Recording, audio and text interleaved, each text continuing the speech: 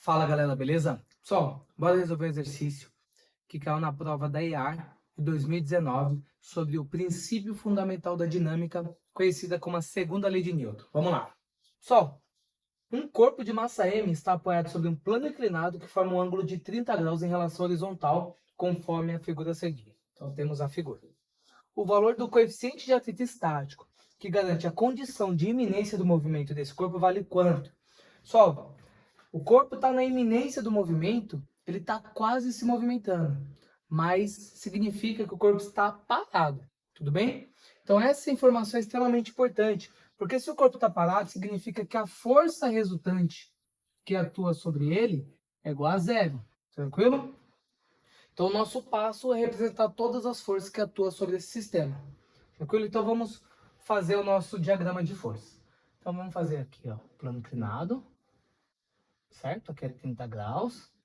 Vou representar o, o bloquinho como um ponto material. Só, vamos representar a primeira força de interação entre o corpo e a Terra, tá? Que é a força peso. É a força com que a Terra atrai essa massinha aí. Tudo bem? Então vamos colocar o peso aqui. Segunda força que nós vamos representar é a força com que a superfície empurra o bloco. E é conhecida como a força normal. E é a força que é perpendicular à superfície. Então, força normal, ela forma 90 graus com a superfície. Tranquilo? Só olha só agora, né? Nós precisamos lembrar que no plano inclinado, se a gente colocar o nosso eixo do movimento, que é o eixo X, né? Paralelo ao plano, né, que é a tendência desse bloco se movimentar, é no eixo X. Tranquilo? E o eixo Y, como ele tem que ser perpendicular ao eixo X, seria formando um ângulo de 90 graus também, certo?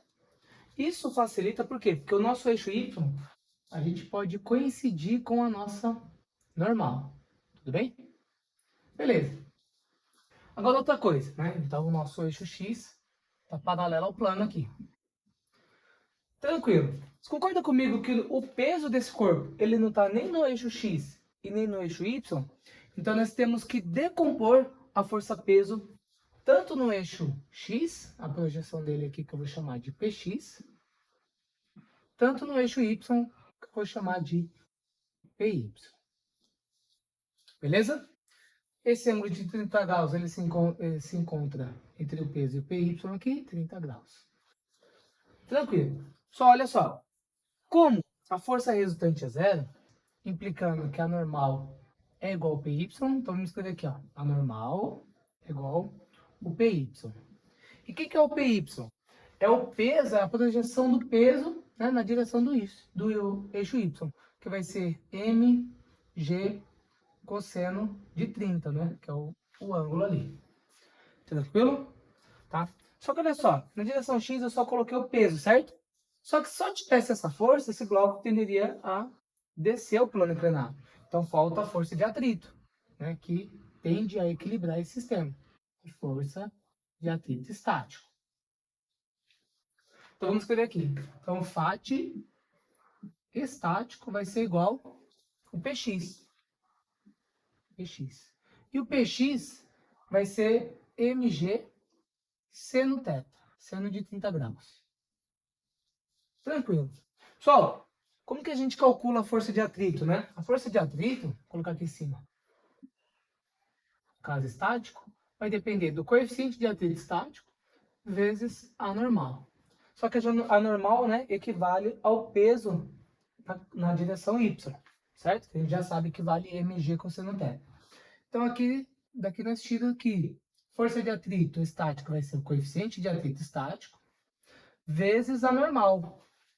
Só que a normal é mg cosseno θ. Então vamos colocar mg cosseno de 30 graus. Igual ao px, que vai ser mg seno de 30. Tranquilo. Pessoal, olha só. Se a gente dividir por mg dos dois lados, a gente simplifica a massa e a gravidade. Mi estático, vou dividir por cosseno de 30 dos dois lados, que vai sumir, então vai ficar seno de 30 graus dividido por cosseno de 30 graus. Pessoal, seno dividido por cosseno é a tangente. Isso vai implicar que o nosso coeficiente de atrito estático vai ser a tangente de 30 graus. E a tangente de 30 graus corresponde à raiz de 3 sobre 3, que é o nosso coeficiente de atrito estático. Alternativa D. Valeu!